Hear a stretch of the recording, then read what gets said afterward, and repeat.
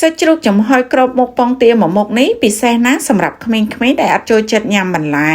លើកមកក្មេងៗឃើញប្រកាសជាមិនស្រែកថាណូទៀតទេមានតែទាញ៉ាំហើយប្រាប់ថាឆ្ងាញ់ណាស់មួយចាននេះមានទាំងសាច់មានទាំងបន្លែមានទាំងពងទាលាយចូលគ្នាថែមប្រហើរក្លិនជីនឹងវងមកទៀតជម្រាបសួរពុកម៉ែបងប្អូនបាទរបៀបធ្វើគឺស្រួលទេគ្រឿងផ្សំក៏ស្រួលរកដែរដោយខ្ញុំមានសាច់ជ្រូក3ខាំសាច់ជ្រូកខ្ញុំប្រើសាច់សតបើបងប្អូនធ្វើបងប្អូនចូលចិត្តសាច់មានជាតិខ្លាញ់ប្រើសាច់ជ្រូក3ជាន់វិញទៅ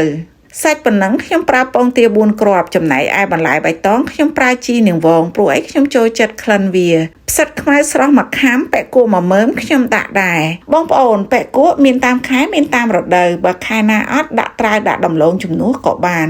ប៉ុន្តែចំពោះខ្ញុំចូលចិត្តដាក់ពាក់គក់ជាងព្រោះអីអត់តលន់ដូចត្រាវទេការ៉ុតខ្ញុំដាក់ខ្លះមើមដោយសារតែពណ៌វាស្អាតខ្ញុំដាក់ខ្លះខ្ញុំទុករយពីលើយកម៉ូតខ្លះថ្ងៃនេះខ្ញុំអត់មានខ្ទឹមក្រហមខ្ញុំប្រើខ្ទឹមសរាងច្រើនដល់ទៅម្ដុំដាក់សាច់ចិញ្ច្រាំបងប្អូនសាច់ជ្រូកចិញ្ច្រាំដោយដៃផ្ទាល់ឆ្ងាញ់ជាងចិញ្ច្រាំដោយម៉ាស៊ីនដូចខ្ញុំ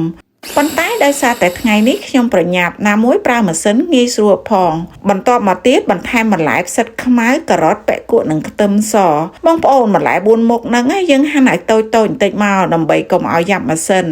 ថែមគ្រឿងឲ្យហើយដោយដាក់អំបិលម្ចាប់ម្សៅស៊ុបកន្លះស្លាបព្រាបាយស្ករសកន្លះស្លាបព្រាបាយប៊ីចេងនិងម្រេចម៉ដ្ឋក៏ខ្ញុំដាក់ឲ្យហើយដែរថែមប្រេងល្ងឬក៏ប្រេងឆា2ស្លាបព្រាបាយប្រេងខ្យង2ស្លាបព្រាបាយដែរនិងទឹកស៊ីអ៊ីវ2ស្លាបព្រាបាយកិនម្ដងទៀតខ្ញុំប្រើម៉ាស៊ីនអញ្ចឹងកិនតែមួយជ្រុលទេគឺម៉ត់ល្មមហើយបន្ទាប់មកខ្ញុំបន្ថែមជីនាងវងច្របល់ចូលគ្នាចំពោះបងប្អូនប្រើស្លឹកខ្ទឹមឬក៏ស្លឹកវ៉ាន់ស៊ុយជំនួសក៏បានដែរឲ្យតែចូលចិត្តក្លិនច្របល់ឲ្យសោះដួសដាក់ចានសាច់ប៉ុណ្ណឹងខ្ញុំរំលែកដាក់បាន4ចានចង្កឹះប៉ុន្តែឡាំងសឹងរបស់ខ្ញុំដាក់ចានចង្កឹះបានតែ3ទេទើបខ្ញុំរៀបចំហុយ3ចានសិនពេលដែលដួសសាច់ដាក់ចានហ្នឹងខ្ញុំសកត់វាតិចៗឲ្យក្រហមកដាលដែរ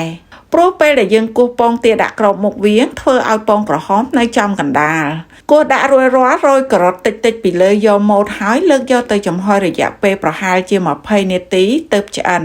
មើលបងប្អូនសាច់ជ្រូកចំហុយក្របមុខពងទាបែបនេះគ្រាន់តែឃើញក៏គួរឲ្យចង់ញ៉ាំដែរ